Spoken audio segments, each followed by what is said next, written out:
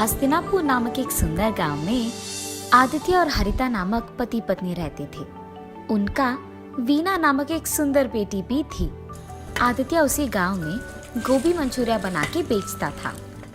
वो हमेशा एक बहुत अमीर आदमी बनने की ख्याल देखता था। ऐसे ही दिन में सपने देखते देखते वो अपनी निजी जिंदगी को भूल ही जाता था। एक दिन आदित्य गोभी मंचूरिया बना के उसे बेचने लगता है। गोभी मंचूरिया, ताज़ा और स्वादिष्ट गोभी मंचूरिया, एक प्लेट का सिर्फ 40 रुपए।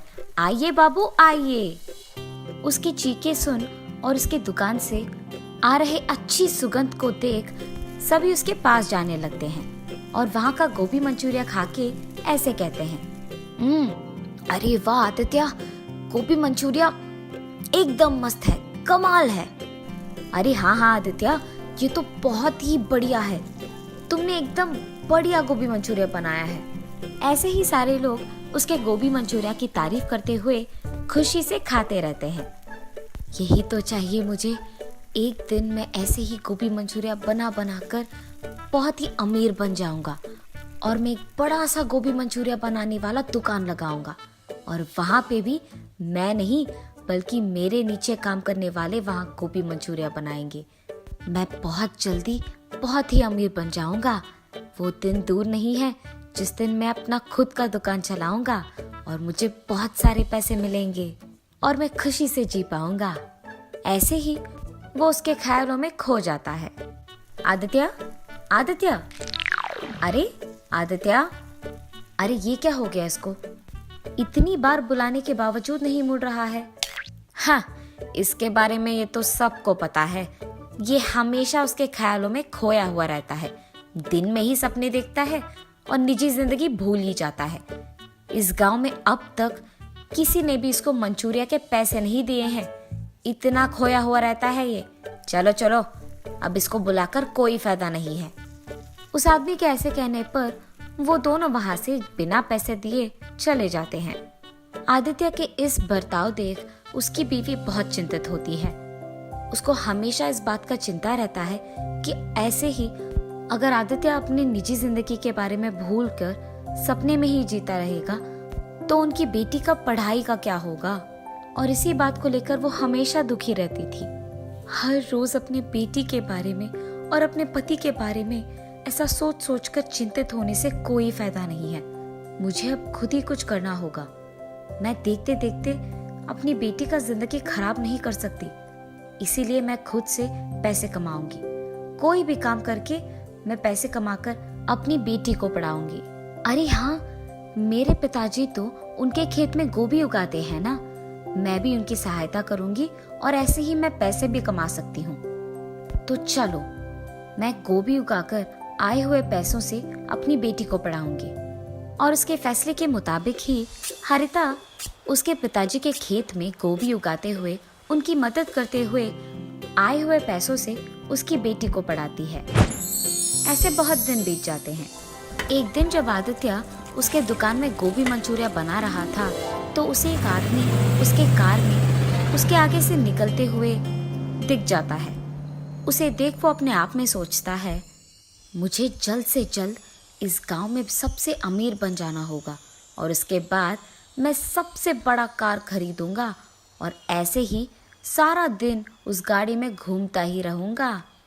ऐसे ही ख्यालों में खोए हुए वो दिन में सपना देखने लगता है कि वो उस गाड़ी में बैठा है और पूरा गांव सैर कर रहा है। इतने में वो भूल ही जाता है कि उसने गैस पे गोभी मंचूरिया को लगा दिया और उसे बंद नहीं किया। इस कारण गोभी मंचूरिया कुछ देर बाद जलने लग जाती है और आदित्य को ये बात बिल्कुल पता नहीं चलता है। इतने में एक आदमी आदित्य के पास जाता है और उसे बुलाता है, सुनिए भाई साहब। पर आदित्य तो उसे देखता भी नहीं है। अरे ये क्या, मैं इस आदमी को बुला रहा हूँ और ये बिल्कुल नहीं सुन रहा है।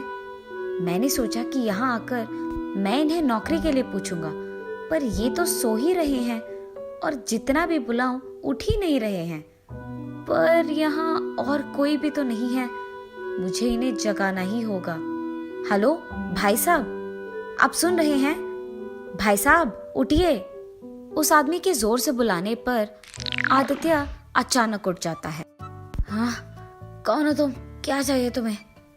भाई साहब, मैंने वो सोचा कि आपकी दुकान में अगर कोई काम हो तो। कोई भी काम चलेगा, मैं कुछ भी करने के लिए तैयार हूँ।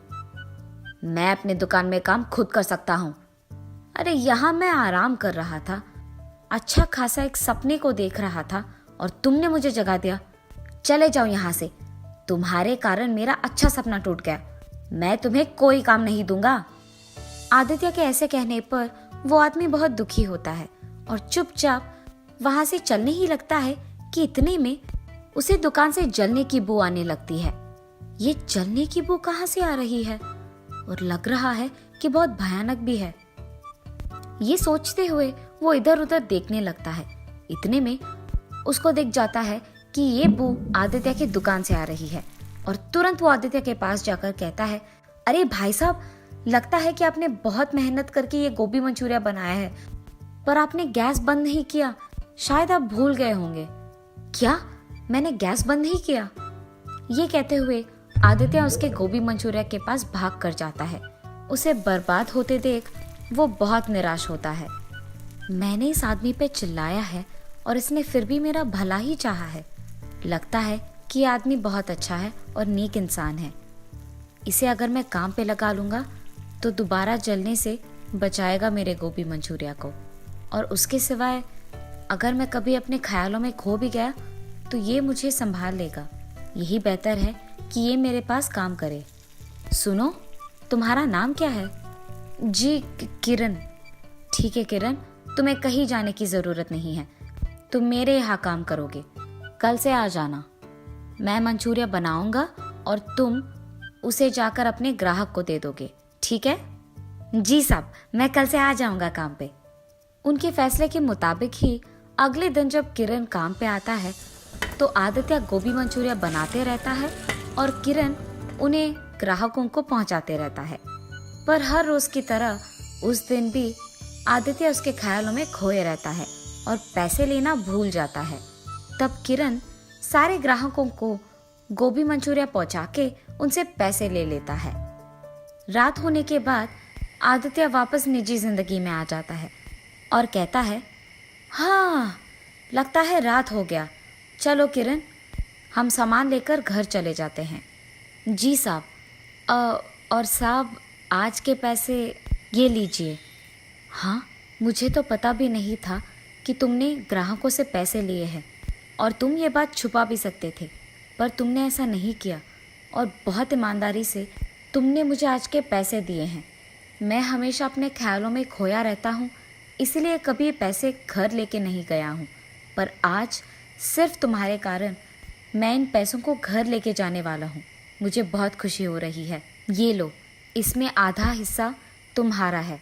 ऐसे कहकर किरण को उसका हिस्सा देकर खुशी खुशी वो पैसे उसके घर लेके जाता है। घर जाते ही, ये लो हरिता, आज के पैसे। क्या? आप पैसे लेकर आए? मैंने तो सोचा ये दिन कभी नहीं आएगा जी। मुझे आज बहुत खुशी हो रही है। हरिता के ऐसे कहने पर आदित्य उसे किरण के बारे में सब कुछ बताता है। भगवान का लाख लाख शुक्र है कि आपको काम में मदद करने के लिए एक ईमानदार और नेक इंसान मिल गया। चाहे कुछ भी हो जाए, उसे काम से कभी ना निकालिए जी, ठीक है? हाँ हरिता, कभी नहीं निकालूंगा। ऐसे ही कुछ दिन बीत जाते हैं। एक दिन काम खत्म हो जाने के बाद जब आदित्य पैसे लेकर घर लौटता है, वहाँ हरिता को दुखी देख, अरे क्या हुआ हरिता, तुम इतनी दुखी क्यों हो? मैंने अपने पिताजी के साथ उनके खेत में गोभी उगाया था जी, पर अब मार्केट में गोभी का दाम गिर गया है। इसी कारण गोभी बेचने पर मुझे ज्यादा पैसे नहीं मिलेंगे, और तो और मेरे निवेश के पैसों में एक भी हिस्सा मुझे लौटकर वापस नहीं आएगा। मुझे डर है कि मेरा नुकसान हो जाएगा जी। अरे चिंतित मत हो हरिता, मेरे पास इसके लिए एक हल है। मैं वैसे गोभी का ही मंचूरिया बनाता हूँ ना, तो तुम्हारे उगाए हुए गोभी को लेकर अगर मैं मंचूरिया बना के बेचूंगा तो उससे ज्यादा पैसे कमा पाऊंगा। ऐसे तुम्हारा नुकसान भी नहीं होगा और हमारा भी दुकान अच्छा ही चलेगा। ठीक है जी, मुझे भी लगता है कि ये काम करेगा। गोभी सारे खेत में इकट्ठे किए हैं मैंने, आप वहाँ से उसे ले लीजिए। हरिता के ऐसे कहने पर वो उसके फैसले के मुताबिक ही खेत में जाकर गोभी लेकर उसे मंचूरिया बनाता है और बेचता है। कुछ दिन बीत जाने के बाद जब वो आए हुए पैसों का गिनती करता है तो बहुत सारे पैसे मिलते हैं और वो लाभ में होते हैं। वो खुशी खुशी उसके बीवी के पास जाकर उसे ये खुशखबरी देता है। क्या आप सच कह रहे हो? हमें लाभ हुआ है? मुझे बहुत खुशी है जी। इसका मतलब तो ये है कि जब भी आप ख्यालों में खोए नहीं रहते हैं तो आपका दिमाग भी बहुत तेज चलता है। मुझे तो लगा कि आप उन ख्यालों से कभी बाहर नहीं आएंगे, पर आज आपको ऐसे देखकर मुझे बहुत खुशी हो रही है। अब से हर साल मैं अपना गोभी उगाकर आपको ही दूंगी और आप ऐसे ही लाभ बनाएंगे। मंजूर है? हाँ हरिता, मंजूर है। उसके बाद आए हुए पैसों में कुछ हिस्सा आदित्य किरण को देता है और बाकी के वो अपने दुकान में निवेश के रूप में लगाता है।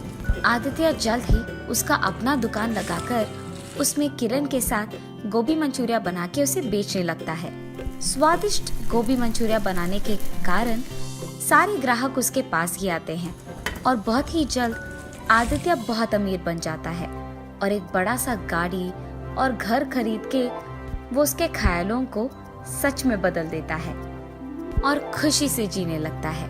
किरण, आज मैं अमीर हूँ, मेरे पास गाड़ी है, बंगला है और मैं खुश हूँ। ये सब सिर्फ तुम्हारे कारण हुआ है। अगर तुम मेरे पास भरोसे के साथ काम नहीं करते और ऐसे ईमानदार और नेक नहीं होते तो शायद मैं अपने ख्यालों को सच में कभी नहीं बदल पाता। मैं तुम्हारा एहसान कभी नहीं भूल पाऊंगा। अरे साहब, आप ये क्या कह रहे हो? आपने अगर उस दिन मुझे नौकरी का ये एक मौका नहीं दिया होता तो मैं भी आपके साथ इतना ऊंचा नहीं आता और इतना मेरा जिंदगी नहीं बदल पाता। आज मेरी इस खुशी का कारण आप हैं। मुझे आपको धन्यवाद कहना चाहिए उस एक मौके के लिए। आदित्य को जल्द ही उसके गलती का एहसास होता है। ख्यालों में खोकर निजी जिंदगी को भूलना अच्छा नहीं है। ये जानकर वो तब से दिन में सपने देखना छोड़ देता है। किरण और आदित्य दोनों साथ में काम करते हुए हमेशा की तरह खुश रहते हैं।